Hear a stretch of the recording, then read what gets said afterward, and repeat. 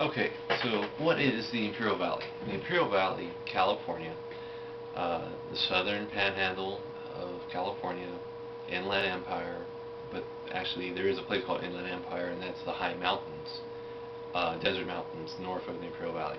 Imperial Valley is to the south, it's to the east of San Diego, and there's one major city there called El Centro.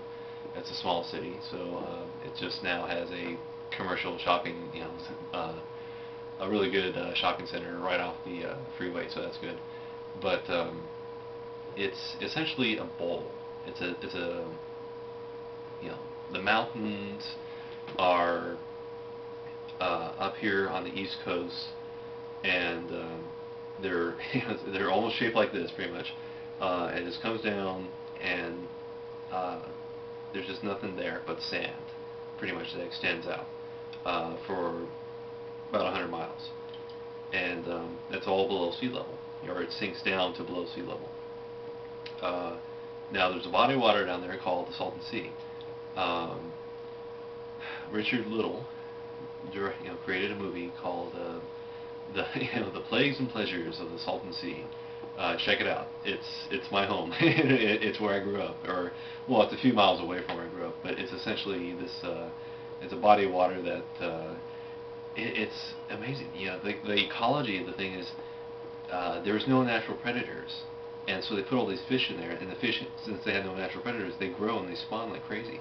They're bottom feeders, which is like all there is, and it's healthy. The food is, the guy said, I can eat the fish every day. I never get sick. I eat it sushi level wise.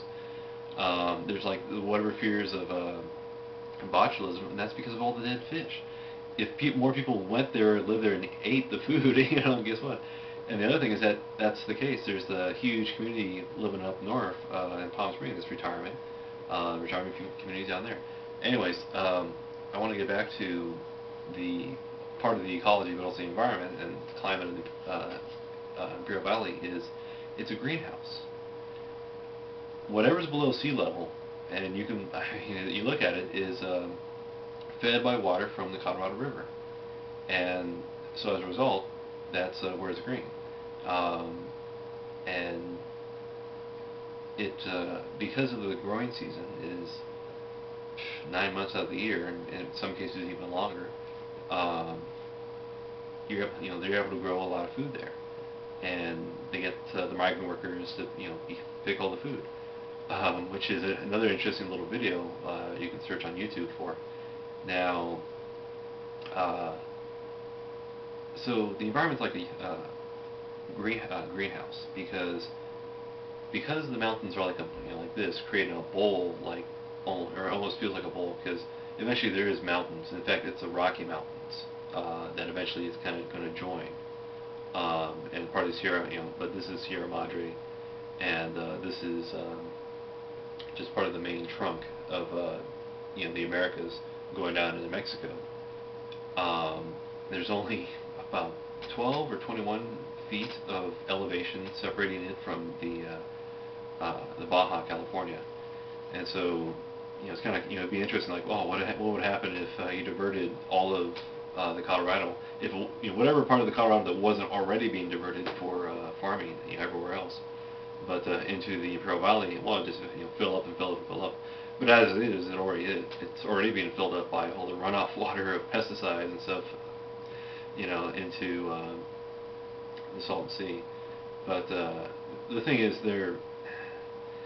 you can clean out pesticides by reeds, and you have you establish certain pools. And I'm kind of surprised why I haven't done this, but essentially it is formed, it is created by that, because the whole length of these runoff canals, especially the bigger ones, they become like mini habitats, and there's a lot of wild feral animals within there, and some people go shooting at them, but anyways, um, the effect is that a lot of the water is in some ways cleaned out, and it's absorbed by this, it's a really bad polluted area, so that's why nothing really grows there.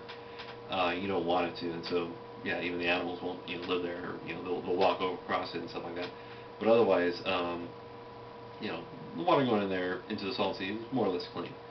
Um, so I guess that's why the fish. All right, so that'd be my only concern. But the other thing is that there is a thing called the New River, which is a river of sewage, and apparently that does flow into the or well, maybe it doesn't, but I want some pretty good convincing, So I want to see a guy take a glass of water and drink it, and then I'll be satisfied. But otherwise,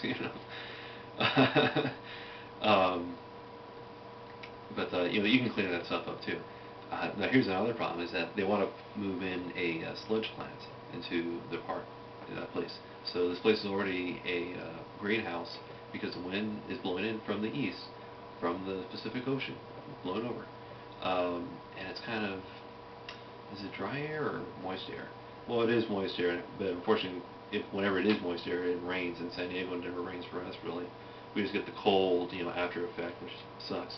So that's one thing. Our lungs during the summer months just absolutely clogged up with this horrible, the smog and the pollen and the sand, or the dust, and just also the carbon, the carbon monoxide. It's just, and the pesticides. Oh, that's right. That's why asthma is like #1 health problem down there. But so this clogs up all this stuff. Then the winter comes through and blows, and also blows all the sand, and so it cleans out. Your lungs get cleaned out by the sand, in the cold wind. Just like you're coughing, you expel all the the gunk and the crap, that's in your lungs. So that's one way of keeping you healthy. I guess that could be helping explain me, but even I almost wondered if I was asthmatic, but no, it's the environment I lived in. But so that's the environment that the people there live in. That's the environment I lived in. It's pretty rough stuff. My mom was not used to it. She was from Los Angeles, Boyle Heights, and she was living down there. She's pretty sick. So then again, I kind of think she'd be sick anywhere. But anyways, the Imperial Valley, and then also Coachella Valley, right north of it, their labor force is provided by migrant workers, or just basically buses pick up a bunch of guys at the border who have their own little IDs, and they walk across the border, ride the buses for who knows how many hours, 2, 3, maybe 4 hours, arrive at a field, work for a number of hours during the summer months. So, and you gotta realize they're probably on the road at 3 in the morning, so they probably woke up at 2. And they work. So if they get on the road at 3 in the morning, they drive for 4 hours. 7 in the morning, they arrive at wherever location. It could be, if for that location, that'd be up in Coachella Valley, and that's vineyards, like grapes. So these places is the fruit bowl of a great portion of the southwestern United States. So it's always interesting when people talk about illegal immigrants and migration and this and that. It's just like, you just gotta think about what's going on in the local population. We're not really, we gotta think locally as well as geographically too. So, my opinion. But anyways, back to the Imperial Valley. See, I just want to talk about the Imperial Valley. Just different things here and there. You can research it too. But this is a segment of the population. It's a very poor segment of the population too. One of the poorest school districts in the country, and probably the poorest school district in the state of California. Which, so I'm a product of that. And it seemed pretty weak. I go to college and it's like, man, everybody's like pretty good. I had a lot better experience than I did. And, I feel like I'm real dummy compared to these guys. So it kind of surprised me too. But it's also predominantly Hispanic. 90% Hispanic, 95%. In some cases. But there was times I was the only white kid in class, and even the school teacher half the time would be white or Hispanic. So, where I grew up.